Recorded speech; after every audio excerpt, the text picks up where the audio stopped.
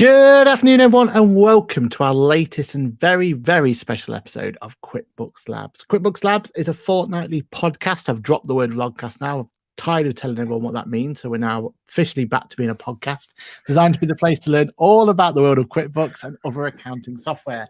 Every 2 weeks, we hang around these microphones to talk about all the latest news, tips, tricks, and everything in between for QuickBooks. I'm one of your hosts, Aaron Patrick, a chartered accountant, owner of an accounting firm called Boffix, a QuickBooks certified trainer with a fancy new logo, which I can actually show for the first time as well. It's now highlighting up in the top right-hand corner, and that QuickBooks chap on YouTube. And joining me, as ever, is my co-host, the one and only Ash. How are you doing, Ash? Great, thanks, Aaron. Yeah, my name is Ash Peterson, bookkeeper / accountant / app developer behind NetTracker for fixed assets. Also have a little YouTube channel, QuickBooks tips in 60 seconds. I can't really get it done any quicker than that. And I've also got one of the little logos as well. Certified trainer. Back over to you, Aaron. I just like putting that little logo up every now and again. It took us so long to get our little logo that I try and throw it in everywhere I can. So today we have a cracker installed for you. But first, let's figure out how all this works. So first of all, we are live to the world at our regular time of 4:30 p.m. I say regular time. We're a bit unsure if it's 4 p.m. or 4:30 at the moment, but let's just go with that. Every other Tuesday, 10:30 US Central Time. So if you listen to this back at any later time, then why not think about joining us live? That way you can get involved with the show and ask us anything using the chat box. And you can ask questions as coming along, like Ricky Lee, who has just popped up to say hello, howdy, howdy. I'm sure to keep us honest with all your questions, and that's what it's all about, to answer your burning questions as we go forward. Furthermore, we're now live on the podcasting services around the globe. Feel free to subscribe to our podcasting service of choice. Today, we have a special guest with us as well, with it being a little bit of a special one where we wanted to talk about pre-QuickBooks Connect and everything's going on. We thought the best person to bring along is a self-confessed Xero fangirl. So I don't know what happened there and how we screwed that one up. But hello, Rachel. Nice to see you on the show again. Hi, everybody. I'm really happy to be here. Hi, Rachel. Do you want to give an introduction to everyone? Yeah, of course. I am super excited to be here. I love all accounting software, Xero, QuickBooks, and the others, whoever they are. Yeah, my name is Rachel. I am the founder of Accountancy. I run a wider accountancy practice with my life and business partner, James, which is called Strivex. But the accountancy platform is all things pink, dungarees, and making accounts fun. We love it. We absolutely love it. And that's what we're all about, making accounting fun somehow. Anyway, we'll try our best. Okay, Ash, what we got in today's show? Well, we've got a little bit of news, some topical information within the world of accountancy software. We'll put some little predictions in place of what we think might be coming in within QuickBooks Connect. I've got a couple of little ideas. Then, as always, we'll have a Q&A time. I'll stick in my little tip of the week as well. And that'll sort of round us up. But yeah. Nice. And that tip of the week, no pressure, but that's kind of becoming the most focal point of the episode. So, you know, you've got to keep upping your ante each and every time. Okay, so let's jump straight into the news. Unfortunately, we're a bit thin on the ground, and I assume it's because of a little event coming up on Tuesday, is it next week? I forget myself now. I think Aaron playing it casual, doesn't know what it is. Not that it's in my diary, not that I'm counting down the days. I mean, it's my birthday today, but I'm more excited about QuickBooks. Happy birthday! Sorry, happy birthday, Aaron. Happy birthday. But I'm more excited about QuickBooks Connect than the birthday itself. So that kind of sums it up. I'm not really, but yeah, that's how we play it. So with that in mind, we're kind of struggling with news. So we've kind of gone through outside of QuickBooks. So the first one, and this is a bit of a strange one. So Receipt Bank, I don't know if you've all heard of it outside. Is this the new name? Yeah, exactly. So Receipt Bank has gone through a little bit of a restructure, rebranding. It's gone and changed its name, and we're now going to call it Dext. I want to say Dext. I think it's Dext. It does sound like Dext.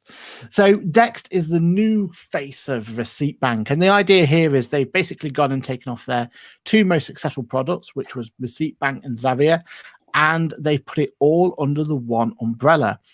Now, they've called it Dex Prepare and Dex Precision. So Dex Prepare was the old receipt bank, so should be pretty much the same functionality of what it before. And Dex Precision is what was Zapier, so hopefully, again, they're pulling it through. The other good news that's come around this, though, as well, is it's now fully compatible with not just Xero, but with QuickBooks as well. So we're going to get all of the functionality of Zapier and Prepare all under one banner. Now, I really like this idea. I think it should be such a good idea for anyone who's not 100% sure what Receipt Bank is. Effectively, what it is a way of getting all your data into QuickBooks or Xero really quickly. So the idea is you can take photos of transactions, you can send the transactions in via email, you can set up forwarding rules, you can even get Receipt Bank to go and fetch the data from particular suppliers like EE and BT and people like that. And the idea then is all that data then was being read by Receipt Bank, or now Dex Prepare.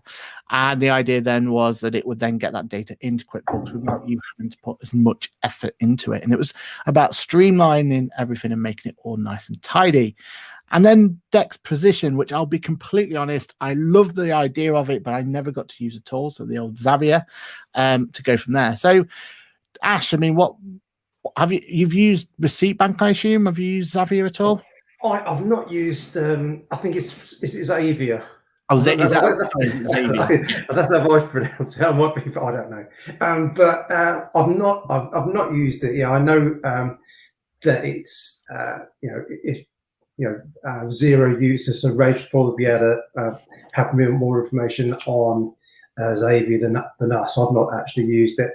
But Receipt Bank, yeah, I did used to use it when I was in practice. I used to use it a lot. I used it before I used auto entry, and then at the time, because of the volumes that I was using, I found that then Receipt Bank was too expensive for me. So unless you were a larger practice and you wanted hundreds and hundreds, and you wanted like an unlimited subscription, it wasn't cost friendly for me. I don't know how that fits now, but if I was to put my position in not an accountant, as a business user, and I could say, Aaron, why would I use Receipt Bank when I could just take the pictures with my QuickBooks app? I'll let you answer that. Thanks for that one. Much appreciated. So mic drop. Leaves the room. See, I still have a big soft spot for Receipt Bank, or sorry, Dex. I've got to stop calling it Receipt Bank now. Dex and also auto entry. I still feel like there is definitely a place for them, even though the software or the functionality, or their main functionality, should I say, is embedded within QuickBooks itself now, with receipt capture and how that works and putting it through from there. But I still think that there is still a use for them. The reason for that is because of the added bits that they bring on along with them. So it's still in its infancy at the moment, the whole QuickBooks Snap element to it. So if you're, for a business owner, it's probably all you'll ever need, Receipt Snap, and in its current implementation, how it is now.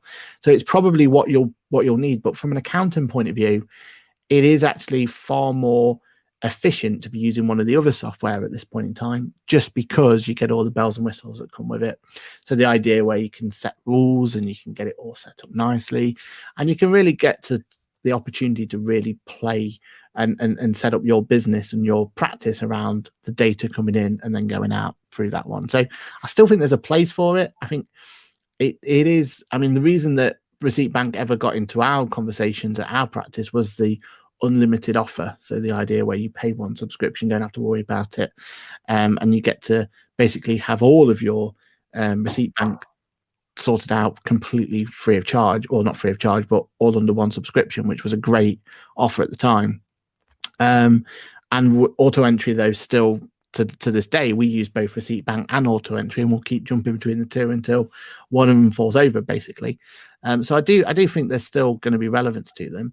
But Rachel, what I assume, I mean, you're a Xero fangirl, so you definitely used it at some point. But what's your overall kind of feeling for it? How does it fit with you in in your practice? And do you think this is a good sign or a good thing that they've kind of merged both of them together?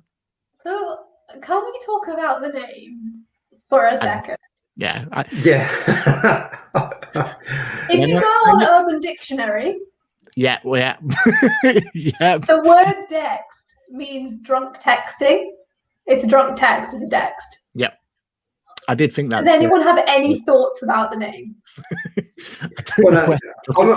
I must admit, when I first saw it, I thought I just didn't like it.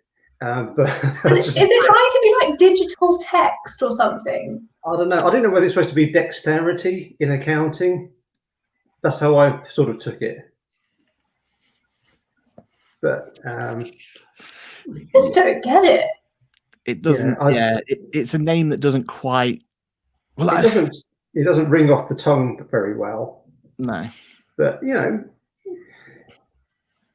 But also, I thought Repeat Bank was such a good name. Like everyone understood what it did. Yeah, it literally does what it says on the tin. No one's like, oh, what does that do? Like most people know what Receipt Bank does. I think the two moving together is going to be really helpful for small business owners. But I almost tend to agree with Ash in that, as an accountant that does a lot of software training, that quite often deals with clients that we take them from having no accounting software to being really comfortable and confident. I don't ever really outsource or push a lot of work their way, because it kind of feels like we should be able to give the small business owner as much value for money through their subscription, their QuickBooks subscription, as possible. So unless a client actually brings that software to us, it's not something we really promote, because we really like to make people feel confident and comfortable. And I think for small business owners, QuickBooks generally is all you need. And I think I've always got the impression that this is for very high volume transactions, or for people that have multiple people going out spending on, lots of different payment methods, things like that. So yeah, for us, it's more about like empowering the small business owner to keep costs low, utilize the great features that QuickBooks does have, and go that route for us. Yeah, I think it's more aimed at the bookkeeper, isn't it, than anything else. It's that sort of mentality of you've got lots of data to deal with, how to make it easy. So at our practice, we've always had the idea that we just want the client to send us the data, and then we will decide what pot to stick it in, if it's directly in QuickBooks, directly in Receipt Bank, or text prepare, whatever you want to call it, or auto entry, or anything else that comes along. And I think that's probably the way that most accounting firms are going to have to go going forward. You can't really stick to one one type of software at all, because they're all changing, they're all bring different things to it, and everything else. It is really interesting with the different softwares that a lot of practices seem to specialize in Xero, and a lot of QuickBooks specialists like you guys actually do still work with other softwares, but a lot of the QuickBooks based practices actually don't work with other software. And I've always found that, like, I don't know if they're incentivized to do that at all, but for us it's a no-brainer to work with everybody. Yeah, I think Xero's all about the more you have, the cheaper it is, isn't it, Ash? That's their whole thing. I must say, every time we speak to our account manager, they're like, how's it going? Yeah, but Rachel brings up a very good point, and we had a very similar conversation with Johan Gori a few months ago when he was on, and it was almost like that comparison between the iPhone user and the Android user, where you've got some iPhone users. So you're a bit in between, aren't you, Aaron? You love your Apple stuff. I'm PlayStation and Xbox. You have your iPhone user, and just, I am going to use my iPhone. I will never use any other type of phone on the planet ever. And then you have your Android user who loves his Android, but they'll go between a HTC and a Sony, and they'll go between those different Android phones to use what's best for them, and they're quite happy to do so. But it's like the Xero user will be their Xero, and nothing else is ever going to come close to it. Whereas the QuickBooks is a bit more open. The Xero accountant directory, when you go on there, or even from the back end as an accountant that uses it, the Xero accountant directory is done on a snowballing effect. So the more you have, the more you get. And Xero put the practices with the most Xero clients at the top, even if their reviews and like Google reviews maybe aren't the best. And it's really, really interesting that Xero internally weight Xero users over how those users rate their experience. That's really interesting. Yeah, it's whoever wants to pay the most, isn't it? Get to the top. So, because you can just buy as many licenses as you want, and you get to the top. So, That's that's the way their system works. So yeah, it's not. But has any of you ever used this? What we call it, Zapier? Then was before? I think it's Zapier. I think Zapier. Yeah. Agreed. It always one of those ones I've wanted to use, and I think it's a great idea. I've just never found a need for it yet. But is it? Have you used it, Rachel, at all? We've never come across it, no. Oh, really? Okay, I thought it was a Xero like. But didn't they have some sort of like integration with Xero or something daft like that at some point? It was always Xero first, wasn't it? Yeah, definitely. Yeah, it's never integrated with QuickBooks, has it? But it definitely has integrated with Xero. Yeah, pretty much from day one. I think that's what they really pushed, wasn't it? And in fact, from memory, I think that's how they tried to sell us the unlimited package, was the fact that it had all this extra bit of checking the data and making sure the data's right. But QuickBooks, and I suppose Xero will be doing the same soon, has their own data checking functionality. So I suppose it's going to be less and less relevant going forward. Yeah, I agree. Cool. All right, okay. So that was news number one. Dext, drunken texting, or the new name. You choose what it is going forward. Ash, what's the second part of the agenda for the news? So the part two on this is all about now being, or some software being available to submit returns, make it tax digital, self-employed. In fact, let me just share my screen. Yeah. Share screen.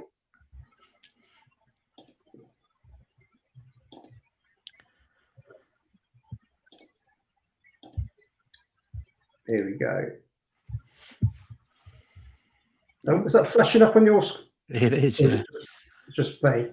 No, it's flashing. Yeah. Let me see if I can. Let me stop sharing maybe for a second. If I'll just. So I'll share it this time. I've got it up and running. Yeah. Okay. Cool. I don't know why that's doing that. But basically, do you want to make your screen a little bit bigger? Yeah. Yeah. If you just zoom in a little bit. So on the HMRC website now, there are a list of providers that will, I'd say what's available now for you to be able to submit, or maybe start trying to submit some records, or apply to go to beta testing for Making Tax Digital, for self-employment, for property submissions with regards to Making Tax Digital. Now, what's interesting on here is there are, I don't know how many is there, well, just under a dozen, I guess, software providers. And I think there's only two on there which I actually recognise the names of, being Forbes and Iris. Nothing on there from Sage, nothing on there from Xero, nothing on there. And at the bottom, there was Coconut, which is interesting. But they're definitely not ready, though. No. Because I've tried. So, yeah, as we were chatting about this earlier on, Aaron, it's interesting that the minute we don't have anything from the, what we consider to be the sort of the key players in the bookkeeping and accounting world. So, when's all that going to happen? Yeah. And the reason I put this as a news article is because I'm actively trying to get on the beta at the moment. So part of ICAW's small practice committee is one of the things that one of the other hats that I wear. And I'm trying to be involved in the Making Tax Digital for Self-Employed beta, which starts in April. So although it's not going to come into force until April 23, which doesn't sound too far away, does it? But it is, it's a little bit of time to go yet. The beta for trying it out and going through properly, it all starts this April. So I've been trying to get some form of software to take me on board, because the only way you can get involved in the beta is by approaching your software people, and they will then put you on the beta from their end. You can't do it any other way. So I've been trying. I spoke to the majority of these, including, as we said, get Coconut at the bottom and everyone else. But no, they're just not ready. It's just one of these situations where they're not up and running for it yet. So it's interesting. And especially, like you said, without the Sages, without the QuickBooks, without the Xeros being involved, you know, what sort of state it's going to be when it comes to actually going live. It's going to be an interesting one, isn't it? I would argue at this point, I'm not sure who would consult the HMRC website before making a software decision. Yeah. I've never heard of that happening. I've never heard a client be like, "Do you know where I found this information?" HMRC. No one has ever said that. But for MTD VAT, there was a whole kind of flurry around it, wasn't there? Because there was a lot of software saying they did or were submitting VAT returns beforehand, but not being ready for MTD. So that's kind of where it kind of came into play of, okay, keep an eye on that HMRC site, because that's the only way you're going to know if your software is going to be compatible or not going forward.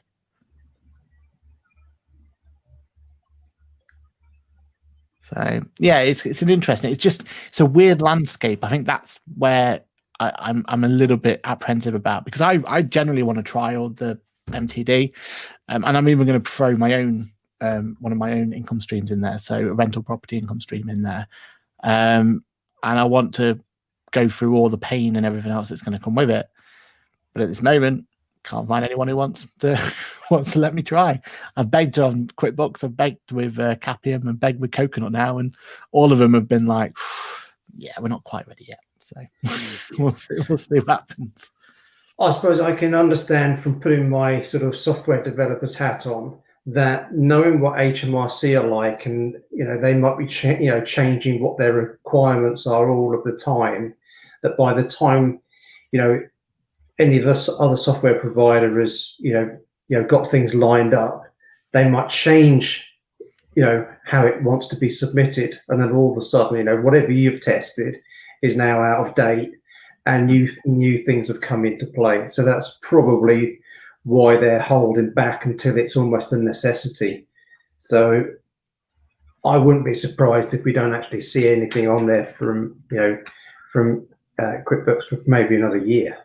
Yeah, and it makes sense, doesn't it? I mean, they've got no rush for it. They'll let it out when it's ready. They'll let it out when it's working. But yeah, and I think the only reason I got a little bit, other than I've been asked to do it from the institute, but the reason I got a little bit more kind of, okay, let's see what this is like, let's run with it, let's test it, is because the realization where it's every different income stream has to go through a different piece of software and a different piece of submission. And that's suddenly where Making Tax Digital became a bit of a, oh, actually, this is really important. This is actually going to fundamentally change the way we do it fully, and it was, before it was like, quarterly submissions, how hard could it be? Now it's like, actually, there's going to be quite a lot of moving parts we're going to have to keep an eye on and look after. And I saw one case study where, your typical client who has a bit of income, a bit of rental, a bit of self-employed, maybe a partnership as well, proper entrepreneur, could go from having to make one submission a year to having to make 12 submissions a year, sort of idea. So there's kind of that sort of bit as well. Yeah. So it's something to be looking at. Yeah, no, that does actually sound like it could be a lot more work. Even delights me more that I don't have to worry about it so much. You made the right choice, Ash. You made the right choice. Brilliant. All right. Okay. So with that, then, shall we move on to our final piece of news that we have for today? And then we're going to move on to the predictions after that. So again, we're kind of scraping the barrel here a little bit, and not talking particularly about just QuickBooks, but about Accountancy Manager and the changes and integrations and everything that they're bringing in forward.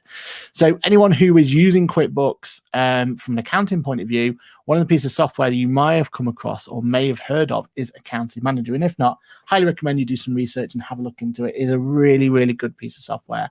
The idea of the software is to help you as a business owner, also you as an accountant, be able to run your Accountancy Manager a bit more efficiently. And there's really some nice features on there and making things work really well.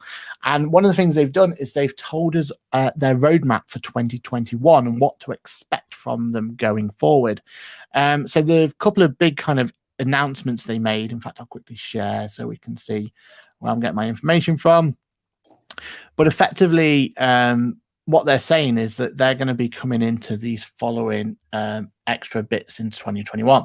First of all, QuickBooks integration phase 2. So I promise you it was QuickBooks related.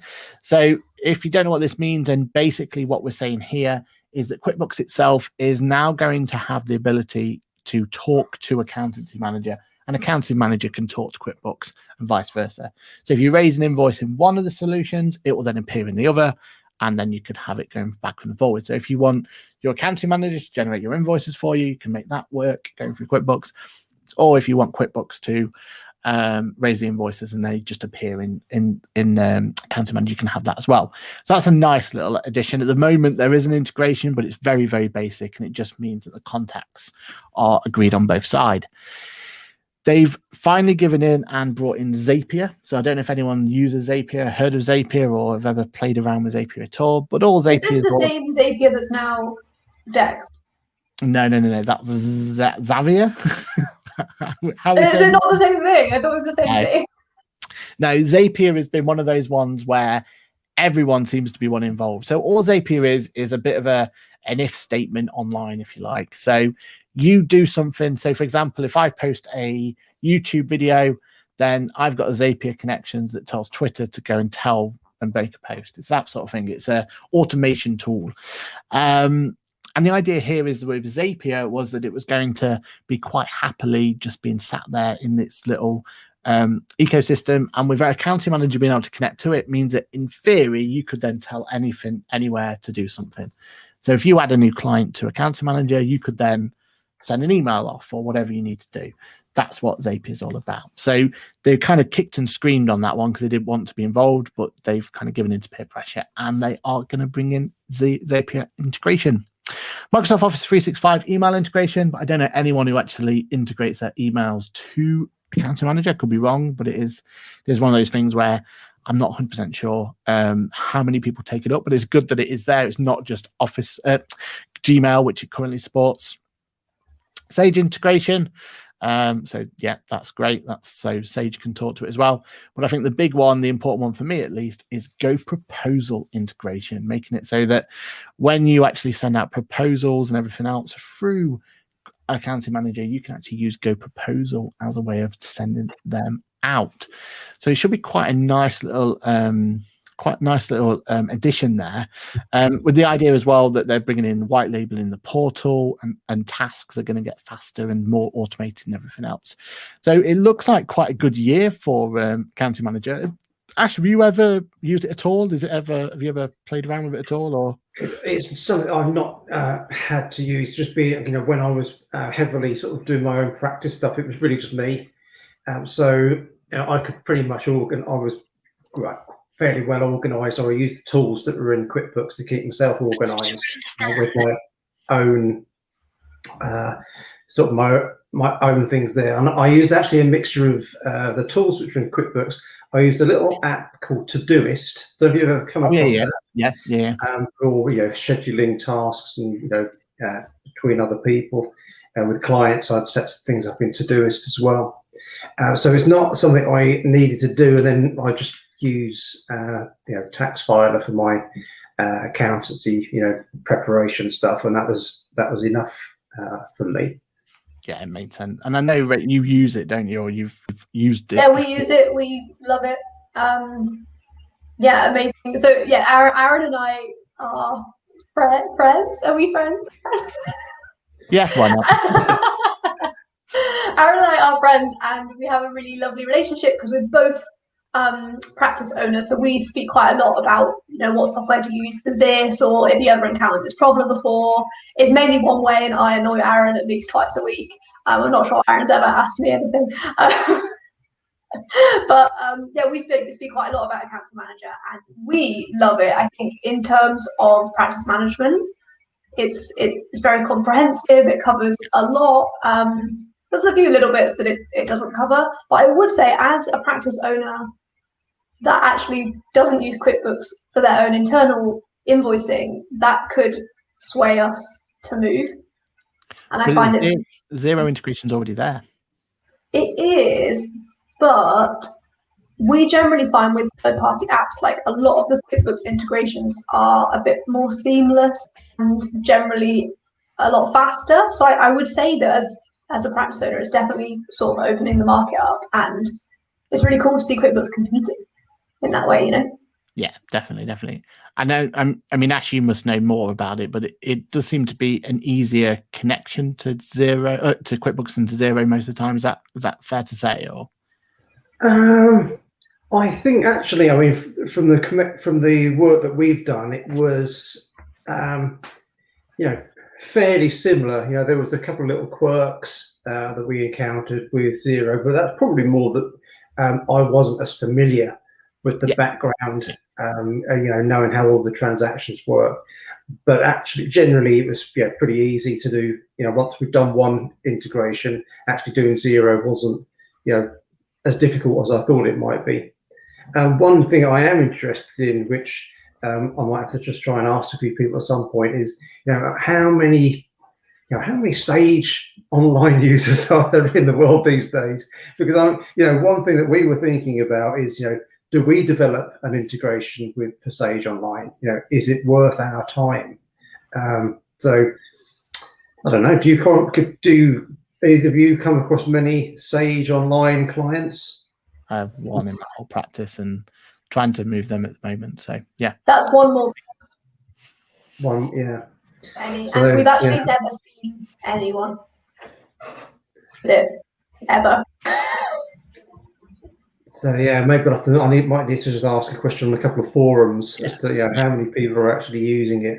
It's really sad because I don't know if you guys feel the same, but like I grew up as a Sage generation accountant, and I love it. I love Sage so much. Like, it has an audit trail with unique transaction codes, which make it a dream to work with, and it's quite sad. I was sad to see this happen. I don't like it.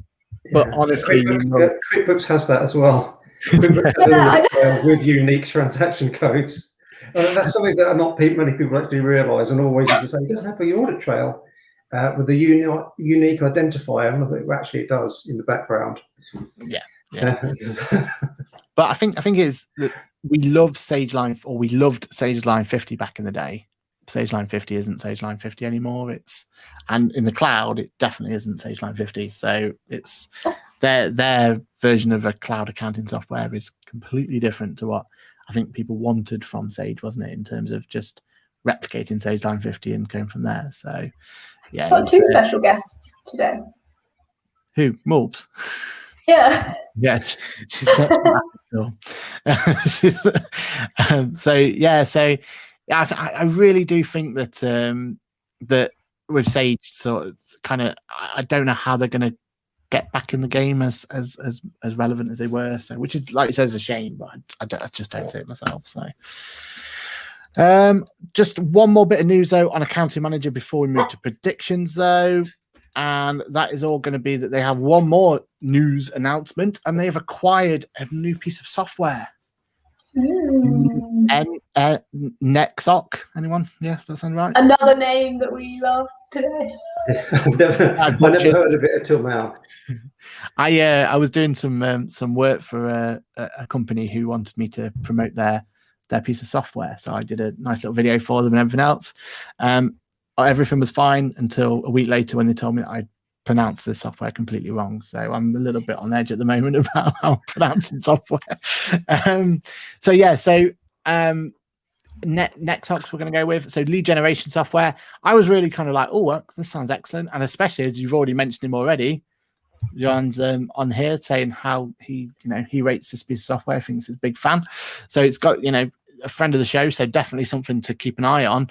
But it actually turns out that the owners of this company is actually the owners of Accounting Manager. So it's just kind of an internal acquisition. So I was really excited and really pumped and like, oh, what's this and everything else. And yeah, it just seems like it's internal thing. But it does sound like a great idea. And it is something that I think Accounting Manager is lacking at the moment, is their lead generation in terms of how it works. You just basically have a long list of people, don't you, of prospects, and it's kind of you can go back to them if you want to, but it doesn't quite work as intended, I don't think. So I now have a question for you guys. So how do you guys feel about using companies' house data to pitch and email clients? Because that's not something that we would ever like. No, open question. yeah, I think I'm all up for people getting lead generations and getting data and buying lists and stuff, but I don't think accounting managers the right accounting. I don't think Companies House is necessarily the right place. It just seems like people are being bombarded. When most of the time when they've set up a new company, it's because they've been told by an accountant to set it up or something, or and those sort of things. I'll always remember that I get quite a lot of information coming from. Are you both still there, by the way? Sorry, I was completely. I thought Ash had like paused. Yeah, your video is paused at our end, Rachel. That's what it is. And then you were so still, Ash. I was like, oh, I've got to have an eye. It's me. I'll have to move around a bit more. So with Companies House, I just think there's better places to buy them sort of lead generations if that's what you go down. I think more targeted, if you like, and more kind of whatever niche that you're going for. There's definitely a reason for it, and it can be really helpful to businesses. But yeah, I think Companies House is there's so many different bits of information on there that I personally wouldn't do it myself. But would you, Ash? Would you go down that route? Or no, I think I agree with what you just said there, Aaron, because if a business is just set up, and they're because I've had emails come through to me, I think, when I've set up a couple of companies for friends of mine, and I had the registered office here. So I'd help set up, and then all of a sudden, in comes a letter the next day. We know you've just set up a company. We can do your accountancy for you. But actually, no, I'm going to be doing it. So. Exactly. So, it's terrifying though. Like we're the same. We get clients that sort of are like WhatsApping us pictures of posts they've received in like the weeks following, and some of them are actually terrifying. Like as a new business owner, I feel like a lot of people, like you say, Aaron, if they're not engaged with an accountant and they've not actually done it because they're being supported by someone else. We had one recently where they sent us a picture saying like, oh, now you're a company director, there's this government tax that you have to pay. And like the letter was covered in Companies House branding. It was honestly, and he actually sent it to say like, is this a real thing? And we had to tell him that it wasn't. It's terrifying. That's terrible. And I'll always remember when I first started in practice, the practice I moved from, I just set up a brand new company for a client, and the practice I moved from had just sent him a letter saying come and join us and come and everything else. And I'm like, well, I've just taken a few clients off you anyway, so I don't think this is really best cost effective way of being able to do it. But yeah, that's just the way it is. So yeah, it's an odd one, but yeah, all for it. I think there's definitely ways in which you can get some really good data out there, and there's ways in which you can get really good ways in which you can mail some potential new clients and stuff. But again, I'm not 100% convinced that Companies House is the way forward. All right then, let's go on to our predictions now then. Hopefully everyone has got their predictions ready, so I'm going to give a bit of an insight into what we're doing, why we're doing it, and everything else. As I said at the beginning of the show, we have not got long until QuickBooks Connect is going to go live. And with QuickBooks Connect, what they tend to do, especially for the accountant section. Oh, and just before I say that, actually, for anyone who is thinking about going to QuickBooks Connect or even considering it, it's completely free of charge this year. It's all online. It's all virtual. So we do highly recommend getting yourself involved if you can. One of the things we like about what QuickBooks Connect was in the past was it was always a good chance to go and connect with fellow accountants or fellow businesses.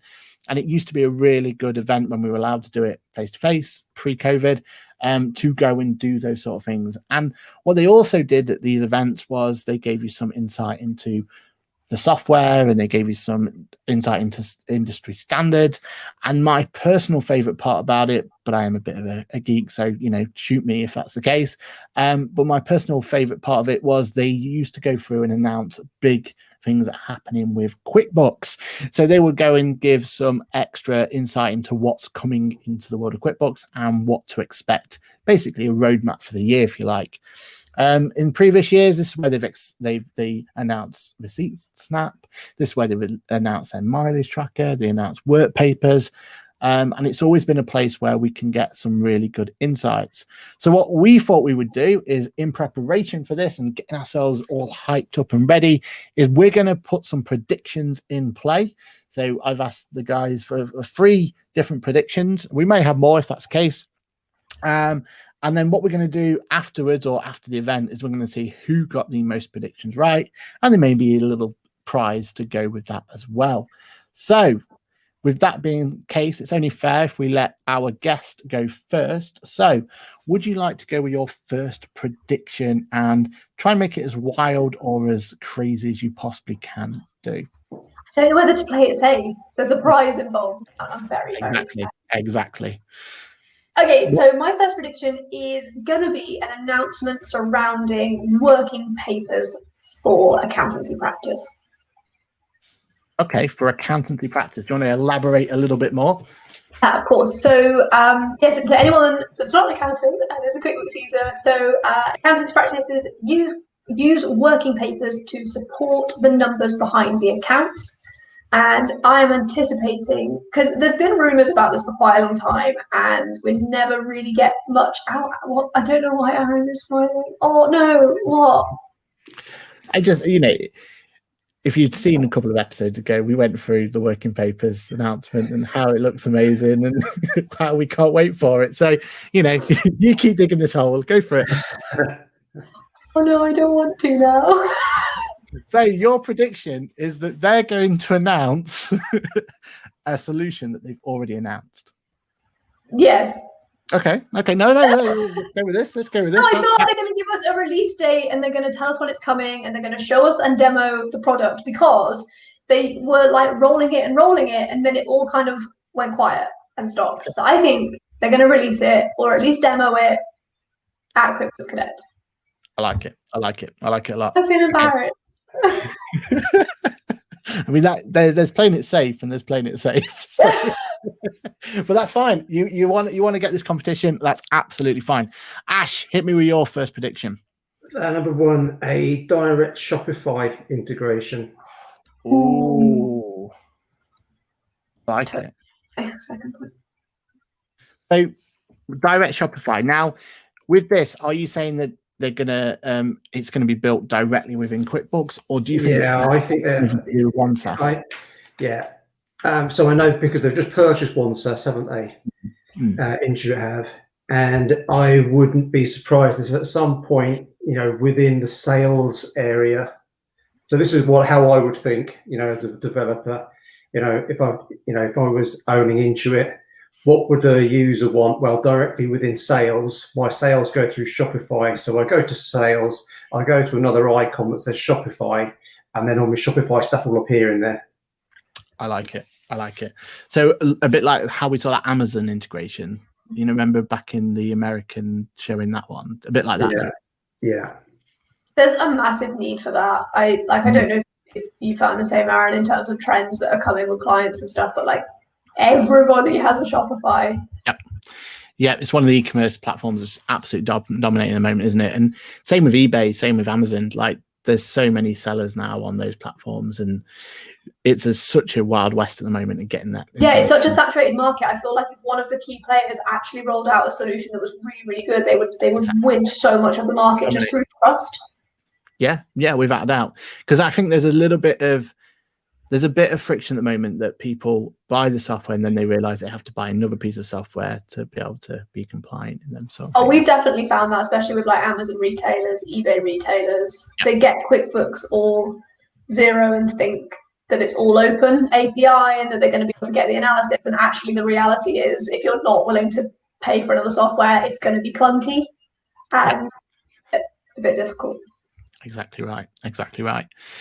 Okay, so my first, and I like that. I think that one best be there. I think that's you have to scramble another one. Okay, so my first one is, and unfortunately, one of you two aren't going to be able to comment on this because I think this is something that that'll be NDA'd and everything else. But I think QuickBooks are going to make an announcement of a new partnership acquisition of NetTracker. That's what I'm going for. And one of you two is going to be swanning away to So I'm going for a net tracker. Because obviously you won't be able to tell us if we're right or not. But that's what I'm going for. Although I think I've just Aaron is spilling the tea today. This is good gossip. net tracker acquisition. We'll just put ac. Okay, so obviously you're not allowed to say if I'm right or wrong, but I'm trying to read your body language at the moment. But he's like this. He's like, I'm not confident. If I'm honest. But I'm not planning my retirement quite yet. Okay, Rachel, back to you. Okay, so Shopify's been taken. NetTracker wasn't on my list. I'm jealous. I wish it was. So I'm literally now scared in case I've like missed something or like you guys are gonna laugh at me. In our practice, we had a chat before we came on the show today, just with the accounts team and like what changes they are really looking forward to. And we are looking forward to hearing more information about how QuickBooks are going to support the changes to the construction industry scheme this year. Okay. Yeah. Is that an acceptable answer? Yeah. Yeah. I mean, it's due, isn't it? 1st of March, isn't it? So, but it'll be interesting to see what their next steps are. Because me and Ash do the CIS webinar for QuickBooks for their training side of things. And we know that, there's certain aspects that was promised and haven't been delivered yet. So we're kind of waiting for those bits to come through. So yeah, it could be a really good one. And what a better place to do it, really. Yeah, absolutely.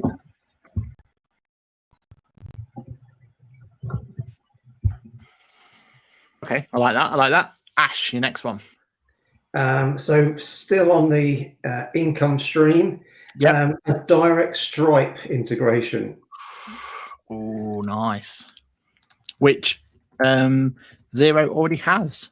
Yeah. So I do see it come up on a lot of forums. I want to integrate Stripe, and again, and as a just trying to help people. The only thing I can do at the moment is say, well, just go to the App Store and search for Stripe, and there's about 3 different options for Stripe integrations in there. Yeah. So I think that is something that is needed by a lot of users. Definitely. And they've bought one SaaS, so that could just be what they'll use. I wonder though, just kind of tinfoil hat moment though, what about their relationship with not iZettle anymore, just Zettle? So would that hurt that relation? Because they've got some sort of partnership with them, haven't they? Yeah, that's a good point. I don't know. No, I don't. That's a really good point. Yeah. They definitely need to be in that market though. So if it tarnishes that relationship, then so be it. Because I think Stripe's, I feel like Stripe's a bigger part of conversation than Zettle is and iZettle is. I know they're trying to be in the same sort of ball game, but I think Stripe's kind of winning that. And I suppose they've got direct debit-esque way because they have recurring purchases, don't they? So that you can put it on recurring with Stripe, which you can't do with the others. So yeah, I think Stripe to me would be a stronger relationship, but we'll see what happens. But I think that again, that's kind of a must, isn't it? I think we hope that's going to be one of the ones that comes through. I don't have to go stupidly safe or not. Okay, let's go for mileage 2.0. So I believe that mileage got released because it needed to be released because another competitor released it. I don't think it was ever intended to be in the format that it is now, because there is a few kind of issues with it and everything else that goes with it. So I think there'll be some sort of mileage 2.0-esque kind of going forward. So what I think from that is I can see that the mileage sort of thing is now going to incorporate the ability to have multiple people. I think you're going to have the ability to be able to finally bill from it. So you could put some mileage in there and actually bill to a particular one. And I also think it's finally going to interact and actually post to QuickBooks itself and not just be a ledger going forward. So I'm going for a mileage 2.0 announcement. Rachel, yeah, I was going to say that's quite a good one. I was sort of thinking that as one of my additional ones. If it stolen. Yeah. I'd say my third one has been taken, so this is literally just plucking it out. I think I would really like to see a lot more tax forecasting capabilities within the limited company options for QuickBooks rather than just in self-employed. Definitely, and it is one of those things where we do that as a practice, so we will put that in and we'll put it on their dashboard for them and everything else. But if we can have that in the solution, then great. My only, not fear, that's not the right word, my only apprehension about this is I think overall that means that they'll have to have some way of preparing a set of accounts and filing a tax return, a corporation tax return in the product. And I don't know, I don't want that to be there and then it not play nicely with other software. So I don't want them to kind of bring that out and we just have to use the QuickBooks solution to get down that route. So we'll see how it goes. But I think that's quite a good one because the more we can forecast these things going forward, the better we can be business advisors overall. So more than happy with that, and less chance that clients are going to fall over. So that's more for that. Ash. Well, I suppose I'm one step further from what Rachel just put in there, because my next one was actually corporation tax submissions for Making Tax Digital. Now, again, devil's advocate on this one. It's April 2026 with an asterisk next to it at the moment. Perhaps I'm a little bit in advance. I mean, I'm all up for it, but yeah, perhaps not specifically for Making Tax Digital, but just corporation tax submissions full stop. Okay. Yeah, right. even without the MTD bit. Yeah. Okay. Yeah. No, that's fine. So some sort of accounts corporation tax solution all built in, which Xero already have, don't they? They have that. Whatever it's called. Is it called Zero Tax or Zero Account? Yeah. So let's be honest, it will definitely happen at some point. Just is when, isn't it? And then how that works. So, as a practice, I don't know if we're that interested. I don't think that would ever interest us too much. We'll see what the solution's like, but it's definitely a good thing if that does come in, because I think that means that end to end for everything. So I can either play it safe on stuff that I pretty much guaranteed is going to be there. So I assume they're going to show the new quotation software because they've kind of teased that before. They've got this brand new quotation solution they want to bring out. I assume there'll be talk of QuickBooks Advance. That seems to be like something that will come this time round. And I also think that QuickBooks Live is something that will be announced as well. Again, we've not heard of anything, but it makes sense to announce them. So I think they're quite safe ones.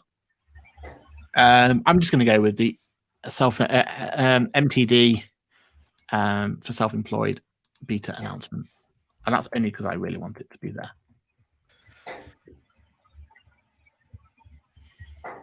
Okay. I think we've got quite a varied selection there. I think you two have kind of gone for the same sort of idea just here, but I think there's enough points there to be able to figure out who's been able to select that one. But yeah, I think that's quite a nice bit of predictions. If they all came to fruition, how happy or sad are you going to be? I should retire. Yeah, that's what I was thinking. Yeah, if Aaron's one came to fruition, I'd be quite happy. But he's not giving anything away still. He's still, coy about it all. Yeah, that'd be great if mine were released. I think that would really, really meet the demand that we're seeing at the moment. Yeah. And I think that's what it is. I can't imagine there'll be any major functionality change. It doesn't seem to be that sort of time for that. I think at the moment they've kind of got to double down on what's out there, what's already been put in, and there's kind of enhancements to what's there. So yeah, I think that'll be a good little breakdown if that's what the case is going to be. So, I think as well, remembering that we saw QuickBooks sort of bring out a lot of functionalities ahead of when they were planning to because of COVID to support people. So it could be that actually it's not quite as they have seemed to scale QuickBooks Connect down in terms of speakers, content, length. So it could be that actually they're doing that because actually, you know, they brought a lot of stuff out early.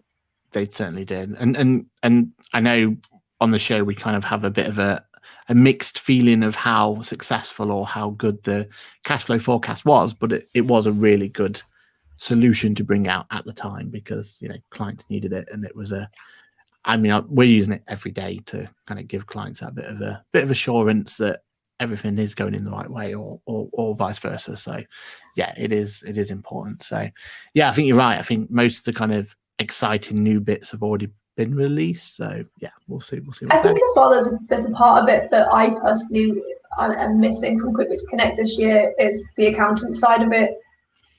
Among the lineup. Yeah. So normally we'd expect Aaron to be there talking, and you know, it's a really nice part of the year for accountants to, like you say, network with other accountancy practices, bond, and you know, I think actually I feel like they've missed a trick there, because I think people like you, Aaron, and there's lots of other people within this space. I think you guys add so much value. I personally think QuickBooks have missed a trick there. Yeah, but I think you're right though, that they've had to scale it back for the reasons that are there, isn't it? For COVID and everything else, it is a shame, but yeah, I think that's what it is. Do we know what Accountex, what that's like this year? Has that been scaled back or anything? I don't know if that's. Well, Accountex that was delayed from last year only just recently happened. Was it November or December? Oh, was it already been? Oh, I missed it completely then. Okay, so yeah, they definitely. Yeah, it was all a bit. They delayed the first one because that was right in at the beginning of the pandemic. They weren't sure what was going to happen, so they pushed it back. That's what it normally is, isn't it? March, like end of March, isn't it? So they pushed it back, and it was completely online. Yeah, okay. We were there. Oh, yeah, we did. We were featured as accounting for good, so like accountants that want to use to do nice things. Nice. I completely missed that then. That's my bad. But basically, that was my We Want Aaron pitch. I really think QuickBooks should have had you. Yeah, it is what it is, isn't it? We'll never, you know. I think QuickBooks Connect will come back, because one of the other things is, and the pandemic just completely wiped it out, was we were part of your practice kind of extra bits and everything else that came with it was this whole quote unquote VIP section. Do you remember that, Ash, that they were promoting? The VIP section to your getting all your points and everything and all that lot never came to fruition, did it? Because of QuickBooks Connect not actually happening because of COVID and stuff. So yeah, it's think about like next year's. It's going to be epic. I hope so. Yeah. You're going to have all of the Ask the Expert guys. Yeah. We'll be having a great time. And Ash will finally get to have his stand at long last. I mean, Charlie's pointed out in the comments. So Rachel went to the Accountex, the virtual, but the live event, you know, because I signed up to have my first live Accountex event, would have been last year, which was then postponed and then postponed again to May 2022. So I've paid for my event 2 years in advance. Ash is like a COVID bride waiting. I am, definitely. You'll get there. We'll get you down that aisle or to that place at some point. Okay, shall I just give my because we're sort of run over slightly. Can I give my quick tip of the week? Go for it. And then if anyone's got any other questions, they want to chuck a question in, we can try and get it answered very quickly. But I will share my screen, and hopefully it won't flicker like mad this time. I've made sure that. And while that's coming up, if you do have any questions, don't forget to drop them in that question box for us. Hopefully it's not going to flash up.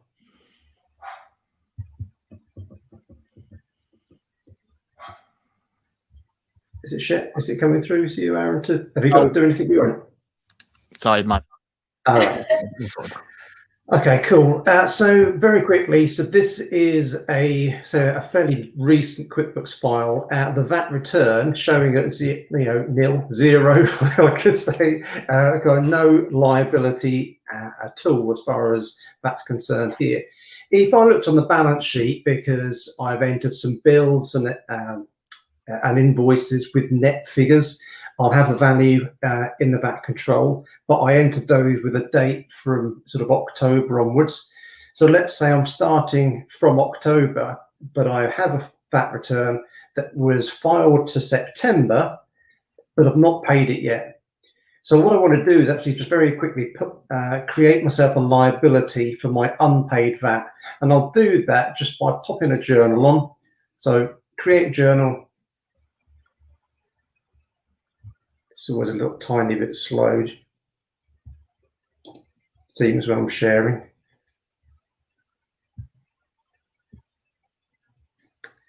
I'll make sure it's the right date. So 30th of September 20.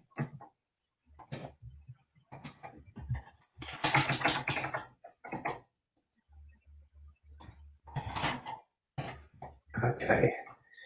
So I'm using this account retained profit balance forward, could be opening balance equity depending on where you are. So let's just say that the taxable sales at that point were 20,000. You put a description in. For speed, I'm not going to. I'll just put in there 20% sales. Against the same line, or same account, I'm going to put in there what my taxable purchases would be. Let's just say 10,000. Again, you put a description in there, 20% purchases. And again, against the same account, retained profit balance forward. So this is your opening balance equity, your sort of controlled account that you're going to check. But I've got two lines which are going to create values in an old VAT return. So let me just save and close. Just make sure I've got the right dates in there, which I have.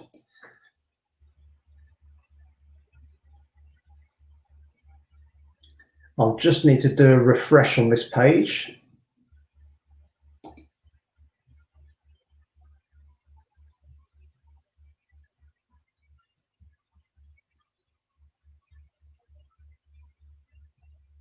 So let's just take a quick second or two, and then what I'll have is a liability for that period of a couple of thousand.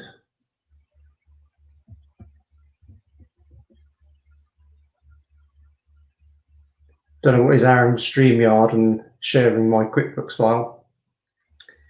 It's every time, isn't it? Just yeah. So I've got so that's what I would have filed in my old system or manually. And now what I'm going to do is just prepare the return and then mark it as filed, because it's already been filed with HMRC, but just mark it as filed. So now, not only have I got my opening balance for VAT, which I could have just journaled in, but I've also got in there, you know, something that I can pay later when the money goes out. So that's just how you can just create that opening balance for your VAT. So that's my little tip for this week. Nice one, nice one. Amazing. I like that idea, because this is one that we get asked a lot, is about how to bring that in and everything else. But I think that's a much neater way of doing it than I've seen other people attempt to do it. So nice work, nice work. Aaron, yeah, I helped someone set up just after Christmas, and I said, as soon as you've got your VAT, done your VAT, which they're using QuickBooks Desktop, I said, send me all your liability figures through so that I can put that journal on.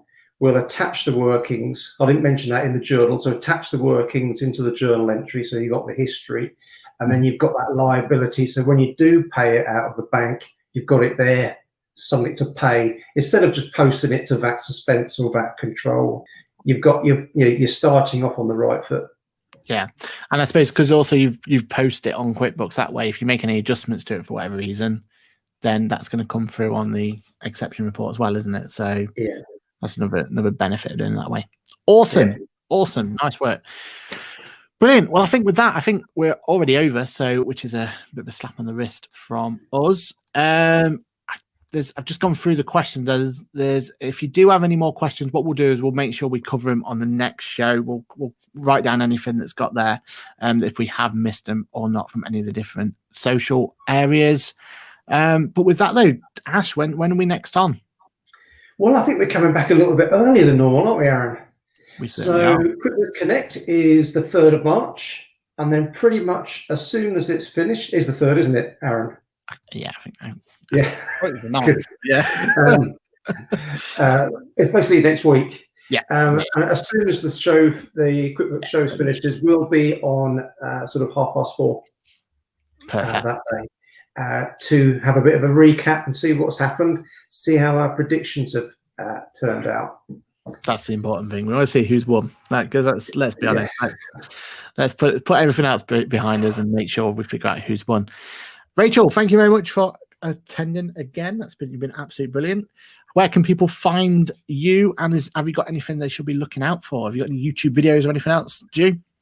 Yeah. Okay. Yeah. I thank you so much for spending some time with me. I've had the best time spending Aaron's birthday with him live on YouTube. Yeah. Thank you so much for having me. You can find me on Instagram at accountant_she. Our YouTube channel is pending its launch. Again, same handle, so accountant_she. So if you subscribe now, you'll get a notification when our first video comes out.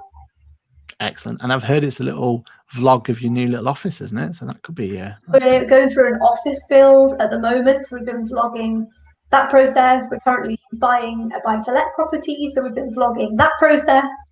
Yeah, it's all really exciting. Nice. Exclusive here on QuickBooks Labs. That's what it's all about. All right, then. So it's a goodbye from me, Ash. And it's a goodbye from me. We'll see you all soon. Cheers, everyone. We will see you after QuickBooks Connect when it can't be any more exciting than that. Cheers, everyone. Bye.